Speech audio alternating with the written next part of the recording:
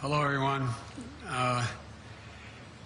Well, I've just finished the last meeting of this week's long trip, the U.S.-Russian summit. And I know there were a lot of hype around this meeting, but it's pretty straightforward to me, the meeting. One, there's no substitute, as those of you who have covered me for a while know, for face-to-face dialogue between leaders. None. And President Putin and I had share a unique responsibility to manage the relationship between two powerful and proud countries. A relationship that has to be stable and predictable. And we should be able to cooperate where it's in our mutual interest.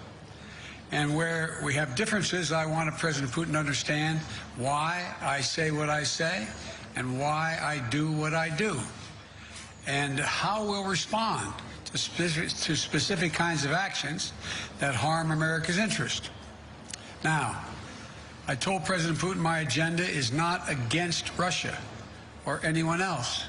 It's for the American people. Fighting COVID-19, rebuilding our economy, reestablishing relationships around the world with our allies and friends, and protecting the American people. That's my responsibility as president. I also told him that no president of the United States could keep faith with the American people if they did not speak out to defend our democratic values, to stand up for the universal and fundamental freedoms that all men and women have, in our view. That's just part of the DNA of our country. So human rights is going to always be on the table, I told him.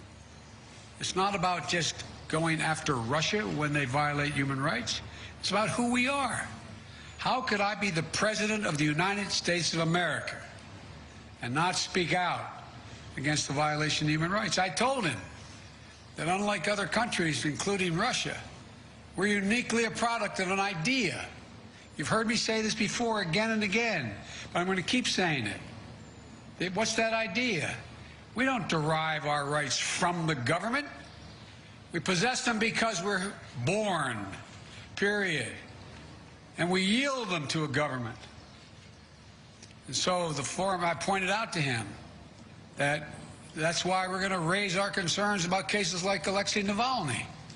I made it clear to President Putin that we'll continue to raise issues of fundamental human rights, because that's what we are. That's who we are. The idea is we hold these truths self-evident, that all men and women, we haven't lived up to it completely, but we've always widened the arc of commitment and included more and more people.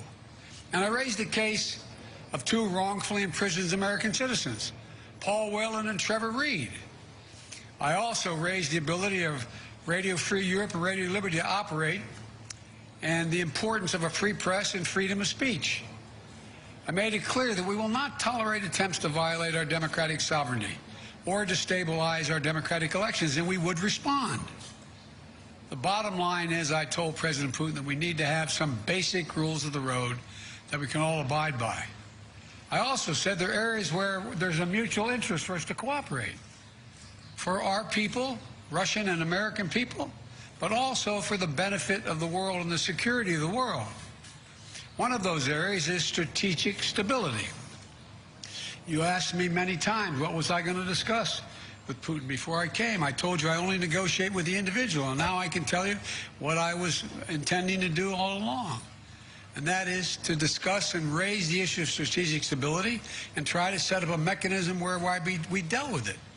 We discussed in detail the next steps our country should take on arms control measures, the steps we need to take to reduce the risk of unintended conflict. And I'm pleased that we agreed today to launch a bilateral strategic stability dialogue. Diplomatic speak for saying, get our military experts and our diplomats together to work on a mechanism that can lead to control of new and dangerous and sophisticated weapons that are coming on the scene now, that reduce the times of response, that raise the prospects of accidental war. And we went into some detail of what those weapon systems were. Another area we spent a great deal of time on was cyber and cybersecurity. I talked about the proposition that certain critical infrastructure should be off limits to attack, period, by cyber or any other means. I gave them a list. If I'm not mistaken, I don't have it in front of me, 16 specific entities, 16 defined as critical infrastructure under U.S. policy, from the energy sector to our water systems. Of course, the principle is one thing. It has to be backed up by practice. Responsible countries need to take action against criminals who conduct ransomware activities on their territory. So we agreed to task experts in both our countries to work on specific understandings about what's off limits and to follow up on specific cases that originate in other countries, in either of our countries. There's a long list of other things we spent time on, from the urgent need to preserve and reopen the humanitarian corridors in Syria so that we can get food, just simple food and basic necessities, to people who are starving to death. How to build it and how it is in the interest of both Russia and the United States to ensure that Iran does not acquire nuclear weapons. We agreed to work together there because as much as Russia's interest is ours. And to how we can ensure the Arctic remains a region of cooperation rather than conflict. I caught part of President Putin's press conference, and he talked about the need for us to be able to have some kind of modus operandi where we dealt with making sure the Arctic was, in fact, a free zone. And to how we can each contribute to the shared effort of preventing the resurgence of terrorism in Afghanistan. It's very much in the interest of Russia not to have a resurgence of terrorism in Afghanistan. There are also areas that are more challenging. I communicated the United States' unwavering commitment to the sovereignty and territorial integrity of Ukraine. We agreed to pursue diplomacy related to the Minsk agreement. And I shared our concern about Belarus. He didn't disagree with what happened. He just has a different perspective of what to do about it. But I know you have a lot of questions, so let me close with this. It was important to meet in person, so there can be no mistake about or misrepresentations about what I wanted to communicate. I did what I came to do. Number one, identify areas of practical work our two countries can do to advance our mutual interest and also benefit the world. Two, communicate directly that the United States will respond to actions that impair our vital interest or those of our allies. And three, to clearly lay out our country's priorities and our values so we heard it straight from me. And I must tell you, the tone of the entire meetings, I guess it was a total of 4 hours, was good, positive. There wasn't any strident action taken. Where we disagreed, I disagreed, stated where it was. Where he disagreed, he stated. But it was not done in a hyperbolic atmosphere. That is too much of what's been going on. Over this last week, I believe, I hope, the United States has shown the world that we are back, standing with our allies. We rallied our fellow democracies to make concerted commitments to take on the biggest challenges our world faces. And now we've established a clear basis on how we intend to deal with Russia and the U.S.-Russian relationship. There's much more work ahead. I'm not suggesting that any of this is done.